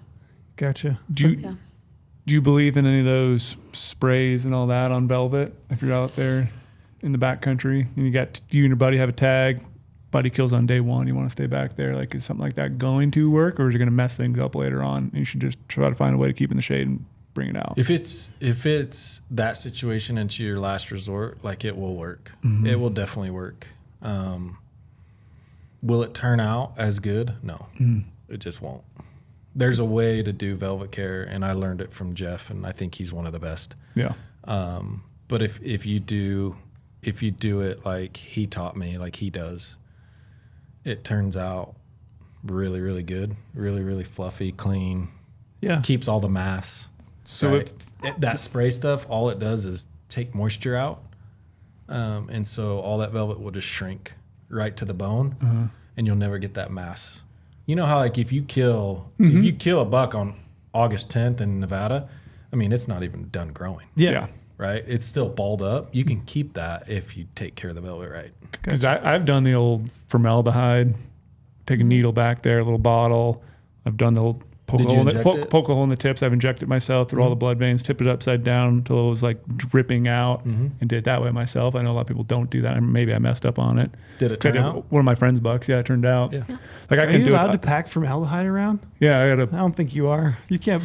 Oh, I think that's illegal. You just outed yourself. I don't know the legalities, but if you need some, I know a guy. Yeah, I got from a taxidermist. Okay, fair enough. I didn't know what the legalities of I used to be a formaldehyde are. biologist. We deal with formaldehyde all the Yeah, time. there you go. That's Even that interesting. spray stuff, like, I'm not a big fan of that because I've used it. I've played with it a bunch. Even if you couldn't get a hold of formaldehyde, you got the spray stuff. You could inject that. Really? It'll turn out better. Okay. Interesting. So even a shrins Because with, there's oils in that spray. There's like some kind of essential oils that kill bugs and make it smell good, and it does smell pretty good. But you can never get all those oils off the velvet once you put them on. Gotcha. So if you inject it, like, it'll do the same thing, but from the inside. So if we do kill a buck, and you got two buddies, and you have to stay back there, I would be more worried about the hide. the hide than the rack. Well, and I think It's something. hard to replace an archery cape. Yes. Yeah. A big deer. Yeah, and I wanted to ask you about that. They're hard to come by. Yeah, maybe we'll run through real quick. So if you kill a buck or a bull, regardless of season, lay it out, right? Cape it, lay it out, let air get to the hide, and then at what point? So like cool to the touch, it's tacky. You said you can feel the tack to it. Then you can roll it up, then throw it in the game bag, Game and then bag. out you go, right? And then get it to your put it on ice. Not a trash bag. Not Yeah. a trash bag. Game Yeah, bag. so game bag will breathe, Okay. right? A trash bag, especially like a big black contractor trash bag, Yeah. it's not going to breathe It's at gonna all. hold heat. It's going to hold a lot of heat. That So bacteria will multiply. yeah, so game bags are pretty essential to packing out hide. Okay, and then layer ice in a cooler with the drain open. Yeah. Throw that on top. Head for a taxidermist. Yes. Or something Calvin said once that I really liked, put it in your cab and get the AC on it. Oh, like yeah. let it ride inside. Gotcha. I didn't think about that. And get it to your taxidermist. That's going to probably keep it the coolest. Yeah, velvet antlers for sure. Put them in the front seat. And What about freezing it? So should somebody take it like straight to a freezer and freeze it solid and then get it to you? antlers or cape or both. Cape. Yeah, cape. Yeah, Any special way love to a roll frozen it? cape. Skin on skin, Skin on skin. and Just, raw on raw. If that makes sense. So skin on skin, you're saying fold it up and then roll? Roll the face first, so the face is all the way on the inside. Okay. Raw That- side, not hair side. It can be the hair side. So if So you you're gonna lay it fold it. out right, Fold you it in fold half. it in half like Yep. a hot dog. Yep. Start rolling from the face Okay. and roll the ears and the face Inside to where it. they're all tucked in. Gotcha. That way, if you do, for whatever reason, leave it in your freezer for an extended period of time, the face doesn't get freezer burned. Gotcha. Okay. That's a good tip. I like that one. and then how, you just mentioned length of time in a freezer. How long do we got if we roll it up and then we're just in a trash bag? I mean, I'm Double bag. hoping a decade. Trail's got some. You're asking for a friend? I'm just saying, I hope it's a decade at least. If it's so, I've had hides that were single trash bagged for 2 to 3 years that guys have brought me, and they're still good. Okay. I would recommend double trash bag. Okay. It'll just help that much more. But I also wouldn't recommend 2 to 3 years. Gotcha. I mean, I don't know. I'm not talking about me. It's just I heard. Oh, really? Yeah, I heard through the grapevine. I wanted to. This might be like elementary for a lot of folks, but I wondered if you would just talk me through the process of like caping an animal. And I want to, the reason I ask is because you mentioned an archery buck. You kill an archery buck, they've got that summer cape. Typically it's orange. A lot of times those bucks are like in between. They've got those long summer red hairs. They've With got that slick slicked gray off underneath. gray kind of coming underneath, which to me is like it's awesome. Best. Yeah, it's the best. Muzzleloader. Yeah, muzzleloader Muzzleloader archery capes. season for sure. So just like talk through the process of caping an animal. Like how do you do it? Okay, so there's 6 cuts Okay. that you have to make. And that's it. And if you can remember these 6 cuts, you can cape anything, right? So the first 2 are going to be on the front knee, like right where that elbow joint is. Circular around the. All the way around it. Okay. Okay. The next 2, so those are your first 2 on both legs. Your next 2 are going to be on the back of that cut that you just made on the back of the leg. There's a distinct hair pattern, hair color difference. So if you take your knife blade and go from that cut that you just made around the knee joint, go all the way up to the armpit and stop. Now this is where it gets a little squirrely, right? Yes. Where to make This that? is where people Everybody Screw up screws all it the up. time. screws up. This big is time. where I would screw up. So if you go right up the back of the leg to the armpit and stop and don't make another cut, that's perfect. People go to the armpit and then they start cutting back and then they start cutting forward and then you end up with a cape with no brisket. Right? And I mean, look at these mounts right here. Like if you literally had no brisket, You're in trouble. yeah, you can't You replace can't that. make it look good. So those are your first 4 cuts right there. So both kneecaps up to the armpit, stop. Your next cut should be about mid belly. Robin says I like to say right above the dick because everybody's going to in remember front, that right in front of the dick. in front. So I'd rather always give more. yeah, Yes. it's That's always what I nice. always think. That It's like, will okay, make so the sure. weight difference is minimal. Like it's gonna suck anyway, so might as well just give. Especially if you know that you want a wall pedestal and maybe some of that hide to wrap the back of it, right? So mid belly or right in I front like of the Robin's definition. dick. Okay, Everybody will remember that. that's true. So Make a full circle around the whole body. And if you're solo and you have a bull down, that's going to be your hardest cut right rolling there. that over, yeah. Rolling it over, getting it to move. but that full circle right around the belly. And then from there, you go right on the top of the back. On almost every animal, there's a distinct hairline right on the spine with a sharp knife. Like change blades at this point if you need to. Make that cut all the way to the back of the skull. I'm trying to make it straight. Make please. it straight. And when you say the back of the skull, I mean, so you've got your two pedicles, right? The two base of the antlers. How far do you go clear between those two? Do you stay behind those two? No, stay back. So right there at the neck and the skull where it meets, it's called the atlas joint. Mm-hmm. And if you know what you're doing, or at least have some patience and can play around with a knife, you don't need a saw ever. You can pop that joint with just a knife, just some pressure on the neck here and there. If you have somebody with you, that's best case scenario. Yep. You know, you push this way, I'm going to cut. Now push this way, I'm going to cut. So you go pop it off right to there. that joint though, like that little ball you can feel at the base of your skull, right? Yep. And that's as far as you need to go. Those 6 cuts right there. Okay. And then do you wire it out to the antlers at that point, or do you? If you're going to You cape don't the have face to. off, Yeah. If not, though, just leave it at that point and cut the head off. yeah, leave it at that point. Everything will fold forward at that Okay. point. All the cape will fold forward. Okay. Cuts. Do you cut from the back of the armpit down to the belly? No cuts. I do. But somebody in the field should not. That's If what you you're don't know what you're doing Just- and you're scared about it, then don't do So it. what you're saying is just Tube it. tube it. Skin forward, tube it. Tube it. Yeah. Gotcha. That way we know that the brisket's going to be there. Mm-hmm. The armpits are going to be right. Nothing's going to be missing. And you We prefer have that all in a the way? correct Yeah. pieces to make your animal look good at that point. That's a good tip because I know. 6 cuts. Yeah. Yeah, remember that. I never heard it as like just 6 cuts, but it makes sense 6 now. cuts. It is literally Yeah. 6 cuts. And I can't say this enough. That sharp blade on the back will make a big difference in your mount. Because if you have a dull blade and you're going, you're having to rip that cut. It goes at an and angle. it's Yes. going 3 inches here and then 2 inches this way. If you have a sharp blade and it's one nice clean cut, that sew line is going to be nice and clean. Especially on one of those early season capes too, where you can really see it. Yeah. Any difference in cutting from the head down to the back or from the back up to the head? Does it matter at all with the No. direction the hair grows and the way you sew it? No, there's no difference in the cut. Okay. You can cut whatever way you want to. Just make sure it's right on that hair pattern. Gotcha. I 6 mean, we cuts. see all kinds of cuts. Have you Yeah, ever I'm seen sure. them like just go way out Yeah. to the side? yeah. I've seen Yeah. everything. Yeah, and then you're like, I probably should have turned this deer the other way, Uh, right? Because now the sew line is like right on the shoulder. Yeah. You can But see it.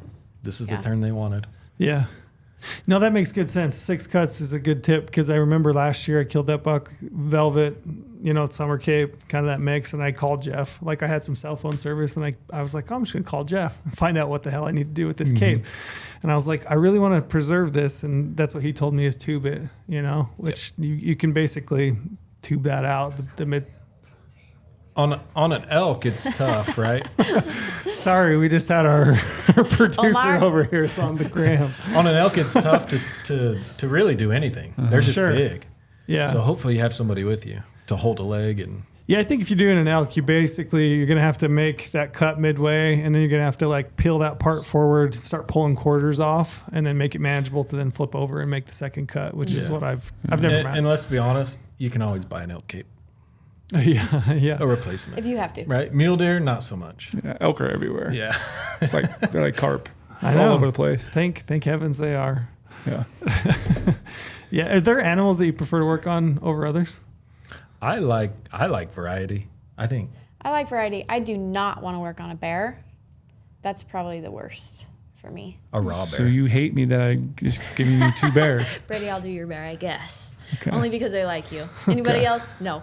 Well, you just happen to be going on vacation, so you might not have to work on them. Oh, there we go. See? Okay. Timed out perfectly. I will time my vacations to your hunts. Okay. I'll let you know next year. Okay.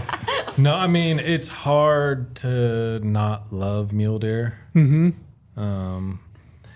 And I mean we've talked about Jeff a few times, but one thing that he's done well is he's made a name for himself on mule deer. Yeah. Right. And he's smart because just like anything in life, repetition Yeah. is key to getting really good at something. Mm-hmm. And if you're only doing mostly deer, you're going to get really good at them. Yeah. Right. Variety is fun for me. Like we've got a couple black bucks and a longhorn. Yeah, I saw the longhorn recently. And, That was pretty cool. You know, bison Beautiful. and, you know, aoudad and, you know, random stuff that we're doing. Right. And that's fun for me. But deer, I love doing elk too. Has anybody requested to have their pet Yes. done? They have? all the Yes. time. No way. Quite a Yes. bit, actually. What do you say to those Yes. folks? Um, Is it even legal? First yeah, of all, I Yeah, mean, you can. There's no laws against it that I know of. I thought 100% you would say no, that nobody's ever asked. People have really it's at asked least to have once a month. their pet Yeah. taxidermy. At least once a We month. had A one dog? guy that wanted his, I don't know, I think it was a lab taxidermied so he could let it ride in the front seat of his car because that's where it always rode. so are these maybe like non-hunters who just like researching taxidermists? Mostly. Yes. Yes. Yeah, This mostly is it's so not. wild. It's not a hunter, right? It's we get dogs a sitting lot in of the weird front seat. stuff. Porcupines. What is the other one? Little one. Hedgehog. Yeah, marmot. A lot of birds. Yeah. Oh, yeah, I'm sure.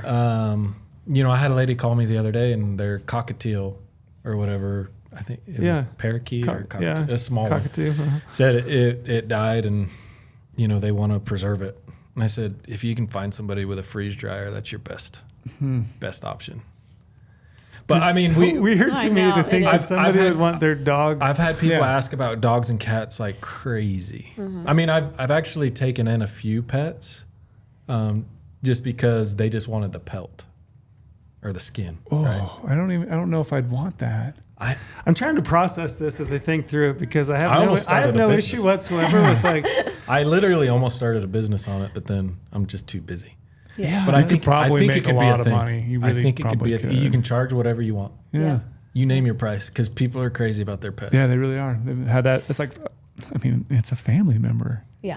You're, Yeah. I think- you're getting your family member fully preserved forever. I'm gonna It's have like, to. kind of This feels is what I'm weird. gonna be thinking about driving home because I can't quite work this through in my head. How I feel completely okay about shooting a deer and elk Shooting a deer and and doing preserving it. a hide and mounting it, but like a dog seems so. Like I said, it's a family member. so weird to It feels- be. That's why it feels weird, I think. 'cause it's Yeah, I part don't of know. your This family. is a bizarre thing. I'm really shocked that people have actually asked. Oh, That yeah. sounds Oh, I weird. and think I've done the biggest obstacle is that they don't make dog forms. Like, No or- kidding. It's not or a cat commercialized. forms. Yeah, it's not a commercialized mount it on a product, so wall- it's all custom. Do you want to mount it on a wolf? Yeah, you've got to do a coyote form Well, they and make then a make wolf. it look like the dog. Have you ever done one? No, No. Would you? turn them down for the right price. I've thrown some prices out there and hadn't had any takers yet, but Yeah, that's good. one day That's I good. will. Yeah, one day. That's so crazy. It's a to lot me. of custom work, a lot of clay work trying to Oh, make yeah, a but- coyote I mean, you're look talking like, like a dog. if I Yeah. say it's 10 grand, take it or leave it. What do you think makes a good taxidermist? Because I've known, like, this, I mean, I don't know. I've been kind of following along with you guys for a while, and I would say progressively, your guys' work is getting better and better and better. And I don't know if that offends you or not, but like, No, not at all. okay, Thank well, I you. hope not. It wasn't intended to by any means, but Yeah. like, you do really, really good work. If you're not getting better, Sure. What are you doing, Like, yeah. right? Yeah, at anything you're working at. Yeah. But yeah, your work has gotten progressively, I mean, really good. Like I remember seeing when Brady's Aoudad came in, I remember seeing photos of it that you guys had posted online. I remember thinking, man, that looks incredible. But then to actually like get to stand in front of it and look at it, I was blown away. Like it looks so good. Yeah, I've been around a lot of taxidermy. My dad's done a lot of stuff, and like Yeah. seeing the Aoudad, it's like one of those things where you're just like, it's literally a work of art. Yeah, Can't get it. it's like, incredible. It's absolutely perfect. But what makes a good taxidermist? In my opinion, someone that's willing to say, this is a learning process, I will always be learning. Somebody humble enough to keep learning no matter how many years they've been doing it. How much exploration do you do, like on mounts? Do you try things? yeah. Yeah, I mean, somewhat, to right? a level. Yeah. Like, I don't know, try to build this bigger, you know, make this a little different, put this muscle in, see what this looks like. And creating the little details like the necessitating membrane, putting that detail on there, other little details. like that. Painting, you know, it's all, I mean, you're probably taking a form and you're customizing a form, right? You don't Yeah. just take a standard form and like, okay, it's going to be semi-sneak, turn right, deer's right. Like you might take the head and turn a little bit more and like, yep. Cut off heads, change angles, use different heads. It's all, I mean, you look at some of these guys that are really good at like cats, like lions, and the amount of alterations they're doing is Everybody insane. says lions are hard, huh? Super hard. Yeah. I turn them down. Do you? Yeah. What We just don't have the capacity. you answer that question though? What question was? What Yep. makes a good What taxidermist? Yeah, what makes a good taxidermist? taxidermist? Attention to detail for sure. Mm-hmm. I like my Instagram. It's either all CrossFit stuff Mm-hmm. or it's animals. And I'll look at a live animal or another taxidermist animal, and I'll zoom in and I'll start like saying, "Man, that looks good. Like, what do I like about that? Like, what the eyelid shape, or I like that ear positioning." And then the next mount I do, I try to replicate something like that, right? Or a live animal is the best, right? It's the best reference that you have. Sure. And I follow a bunch of just wildlife photographers. They're not hunters. They're just taking pictures of animals. And I'll send stuff to her, and I'm like, look at that bottom eyelid, or look at the color. Look at the color on the nose. Yes, you're constantly We're geeking referencing out. Romantic. live animals all the time. Well, even when you kill an animal, or when we kill an animal, we like getting close up video. Like, okay, this is what it looks like. Do you Yeah. do that? Just after Yes. it's dead. Do you yeah. recommend that? Yes. Yeah, I would. Yeah, And we would and love the to see surroundings. it. Man, Yeah. write Habitat. that down. That's a great tip. Yeah, That's Yeah. a great tip. Yeah, for like my audad, you asked like what the habitat looked like around it, and you tried to match it, and you painted the rock. had to paint it twice. Yeah, Twice. That Yeah. is a story. But yeah, Yeah. just to match it, like the level Yeah. of detail you went into, the vegetation on it, like you wanted a rock that looked like the habitat I was hunting in, which was I thought was really cool. So take some video of it. Yeah, That's it's a good great tip. reference for us. We can try to replicate it. Gotcha. But even like your attention to detail, like you walk around in this office and you walked into my office and other places, you saw this taxidermy hanging up. It's been done by a lot of different people. Like you even would look and like, all right, well, not to knock that one, but I would do like this a little bit differently, or like the arm coming down or not quite Yeah, the correct way. Like you're looking at it, like you're not knocking them out or anything, but you're just like, this doesn't look how an animal looks. Like you've obviously studied live wild animals all the time and looked at photos, like you said, to reference things perfectly. Yeah, I always and- thought that was really cool when you did that. Yeah, and I feel like I learned from a really good person to learn from. Yeah, we did. He still teaches us, right? Like we hang out all the time and we go into a shop and help him with stuff. But Jeff has attention to detail like that. Like he loves animals and he understands hair patterns and ear placements and, all this little stuff that he's taught me and slowly teaching us, as we go. And I just think, like Robin said, if you're not trying to get better and trying to learn, then you're not going to get better. Go ahead. Really? But it's also repetition, right? Yeah. The more for mounts sure. you do, the better you're going to be, hopefully. Yeah. I'm sure. Yeah, I'm sure the more you do, the better you get. One thing that I don't do is like turn out just like I'm just going to turn out a commercial deer. Right? I try to cut out armpits and carve some muscle into everything that we do because it just makes that much more of a difference in the final product than just throwing skin on a form. Yeah. I was going to ask, how do you help the customer in determining the pose? Like I said, semi-sneak, deer left, deer right. Like, how do you determine that? Because like we were talking about my bull elk.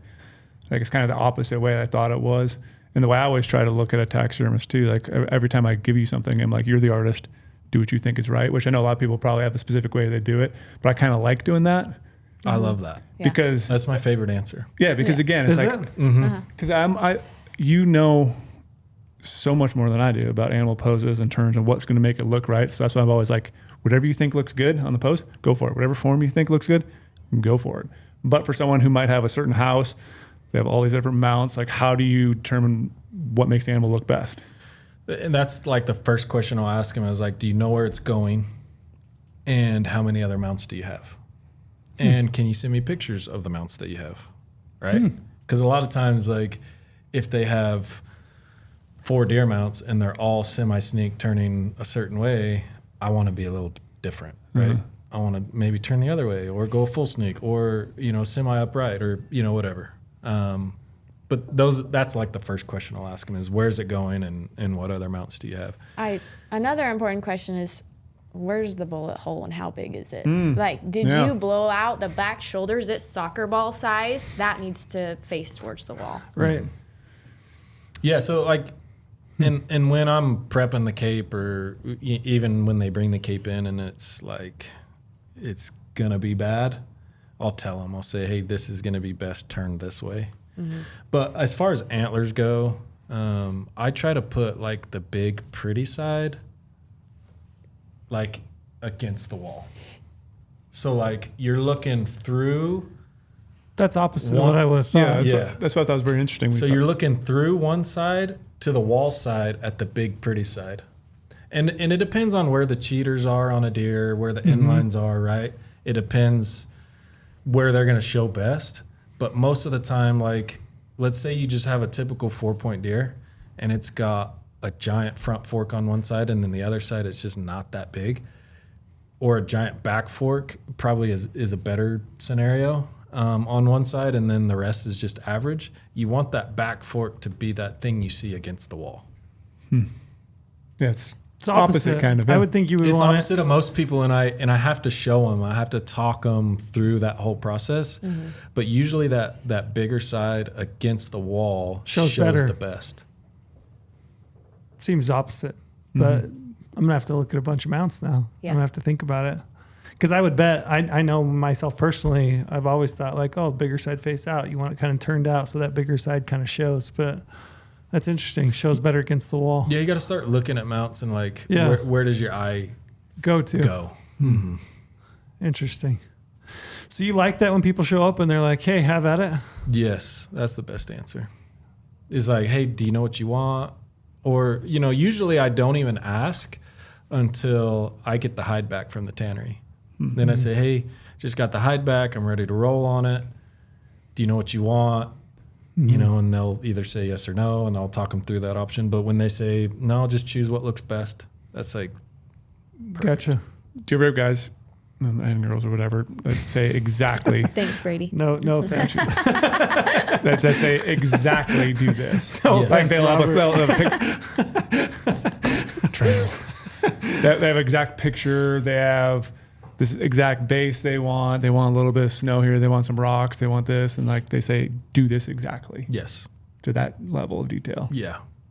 You have that. Huh. And that's fine. Yeah, but you can do it. Right? Yeah. But there's no creative Yeah, flow. because you like having in a little it. bit of creativeness to it. Yeah. And if you're just looking at a deer shoulder mount, there's only so much creative you can get, right? If you start adding habitat and stuff, then that's where it gets pretty cool. But I don't know. Do you like using different forms from different manufacturer, different people? who Yeah, create some? there's certain forms that I like. There's certain heads that I like. And so a lot of times I'll use a form, cut the head off, and put the head that I like on it. That's super So cool. from like two different manufacturers, the Yeah. form's from one manufacturer and the head's from a different one. Because, you just get into it and it's like, I love this form. I love the pose, but the head is hard to mount with.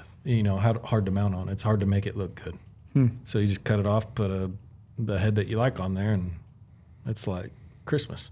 Yeah. How long do you like doing this? How long you going to do it?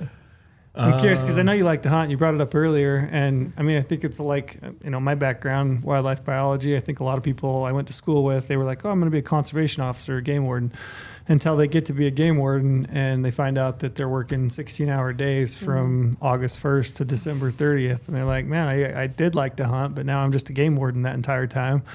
So, it's hard for you because I know you like to hunt. Yeah, the thing about it is we create our own schedule, right? We typically work 7 days a week, but that's not 9 to 5, 7 days a week. That's some evenings, a couple hours maybe on Sunday when we have to get something done. Or, if kids have activities going or a soccer tournament, we can take a couple days off and go to that and then come back and, bust out some work for the next couple days. So that has been like life-changing for me specifically, but for us. Just quality of life. Yeah. Yeah. Like my job was fine. You know, my 9 to 5 or whatever you want to call it had benefits, and I had a paycheck coming in every 2 weeks, and it was fine, but I wasn't happy. Sure. Yeah. Like I didn't really know that I wasn't happy until I became happy. Right. Right. You found something you liked. The quality of life is good. Yes, hunting does kind of take a back seat for us personally during those few months, but we try to get creative and do other stuff like Hawaii and Yeah. well, And whatever. if you do get a tag, I mean, I did say you can't hunt without me, but I know that's not ever going to hold. If he gets a tag, like Yeah, I you know can how to cover. run the shop at Right. this point. Yep. So Gotcha. he can Yeah, go she out. can take animals in and I see make the everything angle. flow. I see the angle you Yeah. were working. He planned that. I didn't know anything about Yeah, it the at problem the time. You got is suckered in. she's like dove into not just taxidermy, but the whole hunting world. And so it's like now app season has doubled in cost. Sure. Yeah. Oh, yeah. And doubled yeah. in. Yeah, and your kids start hunting. Look Yeah. out. Uh-huh. It's pretty cheap until they turn to adults. Then you're like, Yeah, wait, and, you have and to pay for then this on like your if own. she wants to come with me, like on that Oryx hunt, we had to find babysitters, and you know we had That to do gets that rough. whole thing. Yeah. So Yeah. You guys get a lot of people just come in, hang out. Taxidermy shops are, Yes.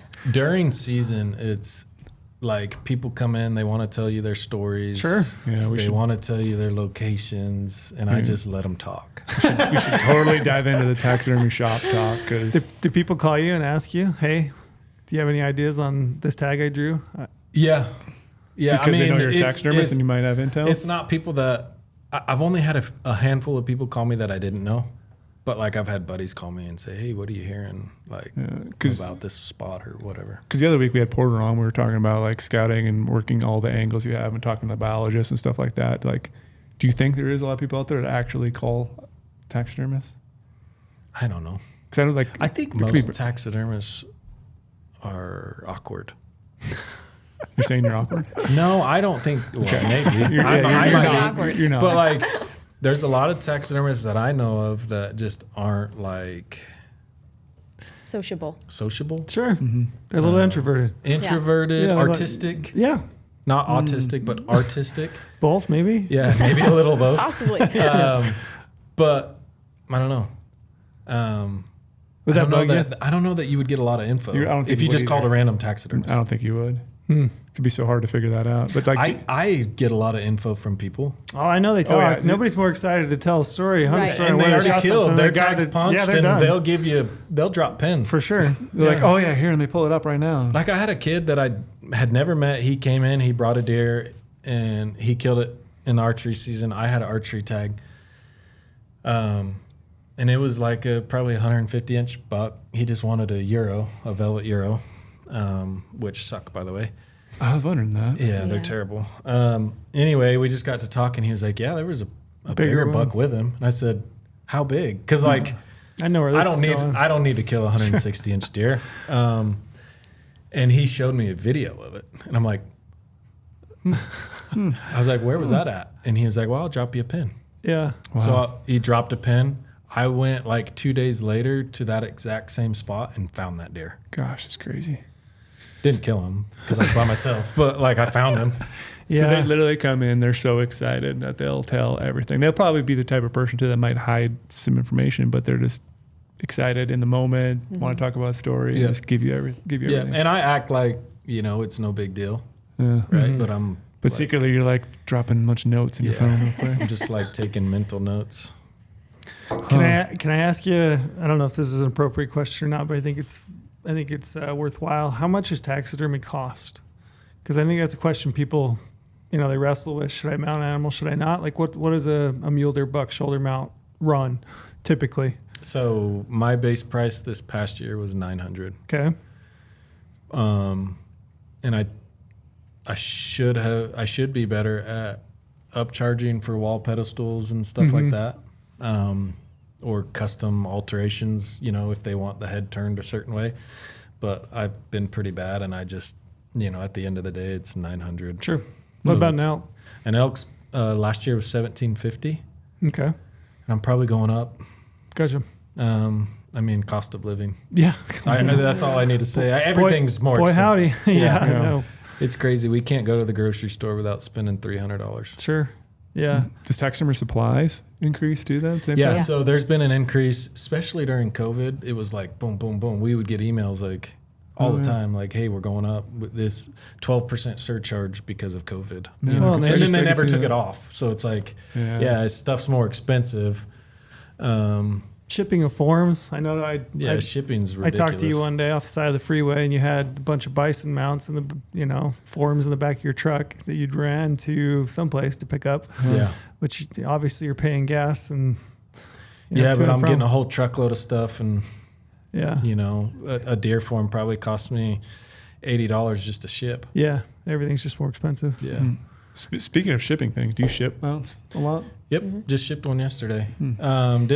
Didn't like box it up and UPS it, but there's a couple companies that are trophy transport companies where, guys, like this specific antelope that I sent was from Nevada.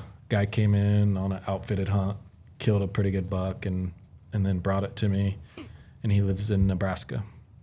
So basically there's a truck and a trailer that travels around, has a route that they go around the U.S. and Really? we'll pick up stuff and drop off stuff all day long. Taxidermy. Taxidermy. Only taxidermy. Wow. I had no idea. I mean, this kind of a cool trailer, gig. That's pretty this trailer cool. was probably a 30-foot gooseneck enclosed trailer. Oh, wow. And it was loaded. Huh. Velvet bulls in there. I mean, all kinds of weird stuff. That's crazy. Yeah. I had no idea. Antelope, do you do anything different? Is there anything to be aware of for antelope? I got an antelope tag in my pocket. As fast as you can cool that hide down. Get it. I mean, when you kill an antelope, even if you have an antelope mount and you go pet it, Yeah. hair's hair. going to fall out. Yeah. Yeah. I mean, hair falling out's like the scariest thing on an antelope. Just know that it's going to happen. Yeah. But the faster you can get that hide off the body is better for the meat, for one, Yeah. and it's better for the hide. Are they a pain in the butt to work with? No. They smell. Yeah, but they got it. I'll take antelope over bear any day. I don't think you mind smell. Doesn't sound like it. Yeah. I think antelope are super Yeah. pretty to me. Oh, I think they're cool. cool. That I dark agree. face on a mature For buck. sure. Yeah. Yeah, I've killed some good ones. I've just never mounted one. I thought maybe I might Yeah, sometime. you're notorious for that. Yeah, you are. Yeah. Yeah. I thought maybe if I killed a good one this year, I'd try to do an antelope mount, do one. But any other questions you got? Oh, I'm trying to think. I ran through everything I had. Yeah. Do you guys what questions do you guys get ever? Do you get any random weird questions? Anything out of the blue that you wish people knew? Anything pop to your mind? I Anything mean, like I would that? say the simple knowing what cuts to make, Gotcha. to cape, knowing how much time you kind of have, like a ballpark figure. Mhm. Like we get a lot of rotten hides, Yeah, and that it's like sucks. they're probably 1 or 2 days past, and it's the end of October, and they thought they could just Sneak stick by. it in their garage, Mhm. right? When if they would have just brought it the first day they got back, it would have been fine, but they let it sit because they had to go back to work. Gotcha. What's maybe expected wait time on taxidermy? I mean, someone drops Yeah, it that's a off. good question. Because I'm sure you get that all the time. You're posting photos of Oh, yeah. mounts and Yeah. Well, and that's one thing that's interesting is like the more I post on Instagram, the more messages I get like, "Hey, where's mine? Mhm. How's mine coming?" And it's like you get that a lot, huh? Yeah. all the we time. do. Like Huh. it's and I've talked to other taxidermists, and everybody's in the same Great in the concern. same situation, right? I would say there's some taxidermists that are. Most taxidermists are in between 1 and 2 years. Okay. I would say there's some that are longer, which is a long time, and there's some that are shorter, like Jeff, who specializes in pretty much just deer, and he'll crank them out in 6 months. Right now, we're probably 8 to 12 month is where we're at. Gotcha. I don't know, how fast did we get your Oryx and your auto done? Oh, Is yeah. it That about was typical. It was less than a year. August to right before the app, pretty much. That was, 8 months, 9 months. Mhm. I like that 8 month because it feels a lot faster than a year. Yeah. Right. Yeah. It really does. Yeah. I'm thinking about Yeah. it right now. Yeah. I killed it August. Where was that first week of August? And I've had it for a month or two now. Yeah, I'm sure people are eager to. Yeah, because you shoot that animal, you bring it to a taxidermist, and all you want to do is see it again. Yeah. Yeah. Especially if you leave the antlers, right? A lot of guys that are local, like in St. George come or get 'em. close, if they bring it in, I'll cape it and cut the antlers, like skull cap it right there, and then I'll send the antlers with them. That way they can at least pet them, right? Yeah. Yeah. I sleep with mine. Yeah, some guys do. But then, like, I've got stacks of antlers just sitting there that I'm just like, okay, I wish I had hides. Yeah. Yeah. But at the same time, I've got enough hides that even if I did have their hide, like, where would they fit in the assembly line of? So speaking of assembly line, then you're a taxidermist. You shot an Oryx yourself. How do you fit mounting your own animals in there, or do you ever mount your own animals? That's why I think I'm gonna have Robin do it. Oh, see, now I get then all I the don't have crap to work. pay her. Exactly. I'm the free employee here. okay. Yeah. So it probably is tough to mount your own stuff. So like we both killed all dad last October in Texas, and I have the hides back, and they're just sitting in the freezer. Yeah. I don't know. I mean, we've I don't know killed what to do with them. goats. She'll We get were to 'em planning one of on. these Yeah, days. goats. I mean, axis deer in Hawaii. I've got all kinds of. The only thing we've mounted for ourselves is that coos deer. Yeah. Crazy. You get to it. Yeah, eventually. Maybe. We'll get there. You Retirement. just don't get paid for it. Retirement Yeah. project. Yeah, there you go. Yeah. I want to ask this question because I know it's happened, so I'm just going to preface it with that. But how often does it happen where you have someone come in, they want to mount an animal, they're super excited, comes down, the animal's done, and they never respond to any of your calls and reach out and never want to pick it up? And then what happens after that? Yeah, it sucks because Occasionally. like up until last year, I wasn't very good at taking a deposit, so that didn't even cover my cost on getting the tan. Maybe I didn't buy a form or whatever, but just getting the tanned hide back, right? It didn't cover my cost. And then it also doesn't cover your time and fleshing and prepping and everything you got to do. So usually when a taxidermist takes a deposit, that's covering their cost, like their hard cost that they have, like right away before they even order what Anything form you else. want, anything like that. So expect to pay a deposit, and that's the reason, right? But yes, it has happened several times where I've had to sell. I had to sell a bear rug a couple months ago, and it was crazy because I was like, I held on to it for a year, just waiting for this guy to possibly call me back. Maybe he was in a bad situation financially, and I get that, right? I'll work with you. Yeah. But finally, after I texted him the last time and he replied, stop, like I was like a spam. Automated. really? Yeah, automated text. So I got the point, and then I just You're sold like, this no, bear you rug. stop. Yeah. Stop by my house and pick up your damn rug. So, and those aren't cheap, right? No. I mean, it was open mouth bear rug. Oh, wow. I mean, it was $1,750 is Oh, my wow. price to him. And yeah, I'm making a little bit, but not a lot. Sure. Um, Can you legally sell that? yeah. Yeah, that puts I you in a think bad. so. Yeah, I'm sure you I can. think I I hope did. so. No, I know you. I'm sure you can. It just sucks that it puts you in the situation that you have to a deal with it at that contract. point. We have a contract written up that we need to really start using this year that has like, Yeah. you know, you you have a have certain amount 90 of time. days, Yeah. right? If it's Yeah. if it's not picked up within 90 days, or you're not making payments towards it, Yeah, there's a then little bit it's of legally payments. Like, mine. it's Yeah, like you work for unfortunately, I someone know on it's it. not totally uncommon. Like, But the crazy thing is, I got a guy, and I won't say his name, but he doesn't live very far away. He lives where you live. He killed a desert bighorn sheep 2 years ago now, maybe 3. He wanted €1. mm-hmm. It was a nice ram, probably like a 150-inch ram, like a respectable Utah desert. Yeah, desert. I've had that euro done. I mean, it was done 3 months after he killed it. Mm-hmm. I've had it for 2 years now, Dang. and he won't come pick it up, pay for it. Darn. And it's like, I would feel bad selling that one. Sure. Yeah. So it's just sitting there. It's Yeah. not taking up much space, but Yeah, it leaves you in a bad spot. yeah, it'd be cool to have $150. Yeah, exactly. Yeah, that's crazy. That's too bad. Do you, what's the biggest buck and bull you've mounted? So I mounted a 476-inch bull Ranch race? a couple months ago. Yeah. Okay. Yeah. Yeah, it was It was a Texas? farm out of Idaho. Okay, got it. There's like those two ranches Yeah. that are next to each other, the White Peaks, and Yep. then there's one other one. Anyway, it was a giant, and it was missing a second. So it was 476 missing a second, and the second on the other side was like 27 inches. That's crazy. And he wanted to like get it replicated. And I was Yeah. like, I wouldn't. Like it's big enough. Big enough, yeah. Biggest deer.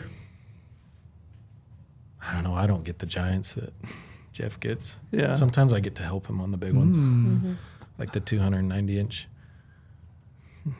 Trying to think of the biggest deer. I mean, probably low twos, Yeah. 220 ish would probably be biggest deer. That It's I've going to be a done. good year this year. I hope so. It's dry. Boy, it is dry. Fires are starting. They're Yeah, they cranking. Yeah, they're really cranking. But I mean, I think elk will be good. Deer should be good. Yeah, I think it'll be a good year. I'll be interested to see what you guys take in this year. Yeah, I think it'll be a lot. Yeah, I think it will be And too. I'm not ready for it. So Probably never are. It's just like hunting season in general. Just sneaks up on you and all of a sudden. it's yeah, there. we'll actually be gone opening weekend of the archery hunt, Oh, which well, isn't that big of a deal. how 'cause, like, convenient for there's me. not a lot of people. How convenient for you? There's not a lot of people that kill with a bow. Honestly, like that's the slowest season. Yeah, But we'll be in Hawaii, Right on. hunting sheep, It's going to be so fun. and then we'll be back at work. Then flushing season starts. Yeah, and then it just That like gets never rough. ends, man. It's just bloody all day. Sometimes 10 animals a day come in. long. Yeah. How many blades do you think you go through a year? Whew. I use more blades than Calvin. 1,000? Just buying them in bulk. Yeah. Yeah. Yeah, in the boxes of 50. Yeah, that's what I do too. Buy them in bulk. Yeah. The rounded ones. I got to get the rounded ones. I like the sharp ones, the pointed ones for some stuff, but mostly the rounded ones. Even in the Cut field. a lot less holes. Even in the field, you have a round one? good tip. Yeah. Rounded ones. They're a lot easier to work with. They're actually a little more durable. Huh. They don't break as easy on those Havalons, you know, if you want to use a Havalon, but they're easy to work like around the antlers. Like you were saying, the screwdriver, Yep. those rounded blades are nice. Yeah, I got a buddy. He always used to tell me, "Hey, if you're breaking Havalon blades, you're prying, not cutting." Could be true. I break them all the time. Yeah, I do too. I've broken. Not really caping, but like more like Yeah. fleshing meat off of euros. Yeah, We are probably going to take in a lot less euros this next year. yeah. Yeah, I can imagine those. It gets overwhelming. I bet. Especially when they're elk and like I can't just drop them in a freezer, Yeah. right? You guys don't use beetles either, right? You do. I have a buddy that has beetles up in Enterprise, so I will send stuff up there occasionally, Bundy. but he takes forever. Yeah, yeah. I just ran into him actually not too long ago. Did you? Yeah, yeah. At the Maverick, we were both doing a drink run, I think. Oh, nice. Yeah. He was in Cedar. Yeah, Yeah. yeah. I love them. I just ran into him. Yeah. Good. I mean, he was like my hunting mentor back in the day. Yeah, like, good dude. He just used to live down the street from us. So Yeah, good dude. We've had you for a long time. Did you have any others? No, just how can people get a hold of you? Yeah, drop. You guys are a good follow, I should say. Yeah. Yay. So she Yeah, kind of really keeps it entertaining. yeah, I do my best. plug your. She likes to make people laugh, yeah, which is plug- fun. I laughed at the 4th of July Oh yeah. thing of Calvin you did. The American flag underwear. Yeah. Well, that yeah, was- Along with plug, the Got a plug good all that. chuckle. She's making me do like acting scenes, like acting like the HR department and Oh stuff. yeah. That was the best one You in my crossed the opinion. line. Yeah. Trophy Room _taxidermy Okay. is my Instagram. I actually deleted or deactivated my Facebook just a few weeks ago because people kept stealing my pictures Oh, and using them on their profile trying to make money. wow. Gotcha. Just get Yeah. your people out there. Yeah. Mine's Trophy Wife Taxidermy. Okay. No underscore. Yep.